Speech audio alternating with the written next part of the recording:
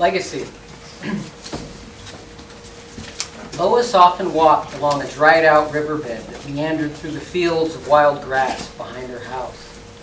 The exact line of demarcation that separated the backyard she had known for most of her life from the barren expanse of nether Texas was unclear. The weeds looked exactly the same, as did the blades of Kentucky bluegrass that flowed in the wind like a poor man's version of Kansas wheat. No fences or landmarks gave any indication of where one property began or another ended. They all seemed to bleed together, a communal wound. Fences wouldn't have made a difference anyway. No one wanted to get in, and those that wanted to get out rarely had any place to go. But when Lois walked along the dried-out riverbed, she imagined it was a magical route that led to a promised land, where houses sat on hills that overlooked the ocean, and people smiled at elegant parties because it was their job to smile and be happy. She wanted to be a movie star. More than anything else, she yearned to be on the screen, larger than life, reciting lines from the heart that spoke of love and pain and communicated to all who would listen what she felt inside, but was yet unable to express through her own nascent words. It wasn't the glamour that attracted her most to the stage. It wasn't the fame or fortune either. Rather, it was the ability to escape to a place for 2 hours at a time where she could be anyone she wanted, anyone at all but the scrawny teenager from Nether Texas, with a deadbeat for a stepfather and a future as bright as a total eclipse of the sun. Besides, in the movies, the universe seemed to make more sense. George Clooney always got the bad guy, and little girls were always saved. The summer of her 15th year, Lois walked along that dried-out riverbed a lot. That was the year her stepfather, George, lost his job at the auto body shop and spent more time than usual glued in front of the TV. It was his own fault, really, showing up to work drunk on Jim Beam and carving a gash into the side of some cowboy lawyer's new Cadillac, an open and shut case of incompetence. To hear him tell the story, though, one might have thought he was the victim of a government conspiracy, 20-some-odd years in the making, and orchestrated by a cadre of undercover operatives. The man was incapable of accepting accountability for his actions.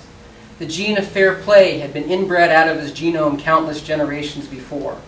So he blamed his boss, and then he blamed the cowboy lawyer, and then he blamed the manufacturer of the power buffer that he had grossly mishandled.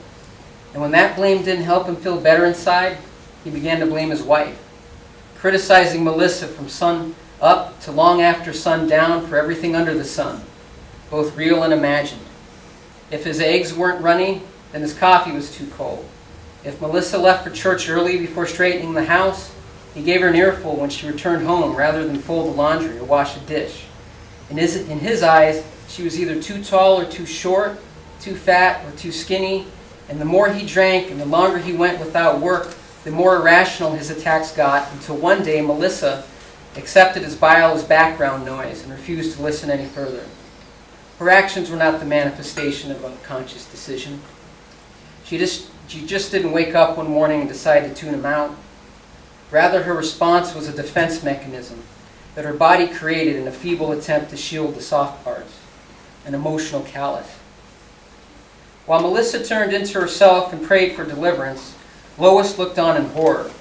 She couldn't believe that any person would willingly accept such abuse and challenged her mother repeatedly on the topic. "Let's just leave," she urged. "I can get a job and help out. We don't need that man to get by." Comment after reasonable suggestion she launched, and each struck Melissa like a spear. On the surface, the situation was as cut and dry as Lois made it out to be. But deep down in the secret place that dictated decisions more often than people like to admit, there was an inertia that only Melissa understood, and that Lois at the age of 15 didn't have a chance of relating to. "He was there when I was alone and needed someone," she muttered to her daughter, as if those simple words were explanation enough. Lois didn't accept her mother's complacency and began to accuse the woman of neglect. She cried in her pillow at nights. She banged the sheetrock with her fist. She even made a solemn vow to God Almighty to never let herself get mired in a similar situation. And when the shouts at home got too loud and the insults got too outrageous, she walked along the dried-out riverbed, oftentimes without remembering leaving the house, as if she'd always been there, a product of a bad joke. So when the Ford F-150 pulled up and enshrouded Lois in a cloud of dust, she let out a sigh of relief. At last she had the means to go somewhere, to be someone and turn her back on the legacy of dysfunction that her mother had created through weakness and need. She was ready to be her own woman, ready to forge the links of her own destiny. She just had to have faith in herself and her abilities. She just had to believe. Without hesitation, she hopped in the cab of the truck and smiled at the boy she barely knew. It was Bobby, the local football star, and he had a cooler full of Budweisers. Thank you.